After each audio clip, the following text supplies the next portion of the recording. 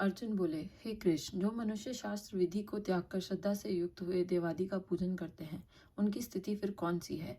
सात्विकी है अथवा राजसी की व तामसी?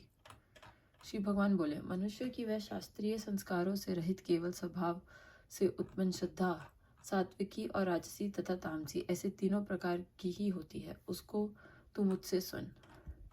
हे भारत, सभी मनुष्य की श्रद्धा उनके अंतःकरण के अनुरूप होती है। यह पुरुष श्रद्धा में है, इसलिए जो पुरुष जैसी श्रद्धा वाला है वह स्वयं भी वही है। सात्विक पुरुष देवों को पूजते हैं, राजस पुरुष यक्ष और राक्षसों को तथा अन्य जो तामस मनुष्य हैं वे प्रेत और भूतगणों को पूजते हैं। जो मनुष्य शास्त्र विधि से रहित केवल मना कल्पित घोर तप को तपते हैं तथा दंभ और अहंकार से युक्त एवं कामना आसक्ति और बल के अभिमान से भी युक्त हैं, जो शरीर रूप से स्थित भूत समुदाय को और अंतःकरण में स्थित मुझ परमात्मा को भी कृषा करने वाले हैं, उन अज्ञानियों को तू आसुर स्वभाव वाले जान। भोजन भी सबको अपनी अपनी प्रकृति के अनुसार तीन प्रकार का प्रिय होता है, और वैसे ही यज्ञ तप और दान भी तीन तीन प्रकार के होते हैं। उनके इस पृथक पृथक भेद को तू मुझसे सुन। आयु, बुद्धि, बल, आरोग्य, सुख और प्रीति को बढ़ाने वाले, रसयुक्त, चिकने और स्थिर रहने वाले तथा स्वभाव से ही मन को प्रिय ऐसे आहार अर्थात भोजन करने के पदार्थ सात्विक पुरुष को प्रिय होते हैं। कड़वे, खट्टे, लवणयुक्त, बहुत गर्म, तीखे, रूखे, दाहकारक और दुख, चिंता तथा रोगों को उत्पन्न करने वाले आहार अर्थात भोजन करने के पदार्थ राजस पुरुष को प्रिय होते हैं। जो भोजन अतपका, रस रहित, दुर्गंध युक्त, बासी और उच्छिष्ट है तथा जो अपवित्र भी है, वह भोजन तामस पुरुष को प्रिय होता है।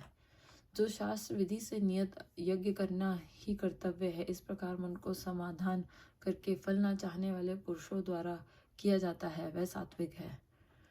परंतु हे अर्जुन, केवल दंभाचरण के लिए अथवा फल को भी दृष्टि में रखकर जो यज्ञ किया जाता है, वह यज्ञ को तू राजस जान, उस यज्ञ को तू राजस जान। शास्त्र विधि से हीन, अन्नदान से रहित, बिना मंत्रों के, बिना दक्षिणा के और बिना श्रद्धा के किए जाने वाले यज्ञ को तामस यज्ञ कहते हैं। देवता, ब्राह्मण, गुरु और ज्ञानी जनों का पूजन, पवित्रता, सरलता, ब्रह्मचर्य और अहिंसा, यह शरीर संबंधी तप कहा जाता है। जो उद्वेग न करने वाला, प्रिय और हितकारक एवं यथार्थ भाषण है तथा जो वेद शास्त्रों के पठन का एवं परमेश्वर के नाम जप का अभ्यास है, वही वाणी संबंधी तप कहा जाता है। मन की प्रसन्नता, शांत भाव, भगवत चिंतन करने का स्वभाव, मन का निग्रह और अंतःकरण के भावों की भली भांति पवित्रता, इस प्रकार यह मन संबंधी तप कहा जाता है। फल को न चाहने वाले योगी पुरुषों द्वारा परम श्रद्धा से किए हुए उस पूर्वोक्त तीन प्रकार के तप को सात्विक कहते हैं। जो तप सत्कार, मान और पूजा के लिए तथा अन्य किसी स्वार्थ के लिए भी स्वभाव से या पाखंड से किया जाता है, वह अनिश्चित एवं क्षणिक फल वाला तप यहाँ राजस कहा गया है। जो तप मूर्ता पूर्वक हट से मन, वाणी और शरीर की पीड़ा के सहित अथवा दूसरे का अनिष्ट करने के लिए किया जाता है, वह तप तामस कहा गया है। दान देना ही कर्तव्य है, ऐसे भाव से जो दान देश तथा काल और पात्र के प्राप्त होने पर उपकार न करने वाले के प्रति दिया जाता है, वही दान सात्विक कहा गया है। किंतु जो दान कलेश पूर्वक तथा प्रत्युपकार के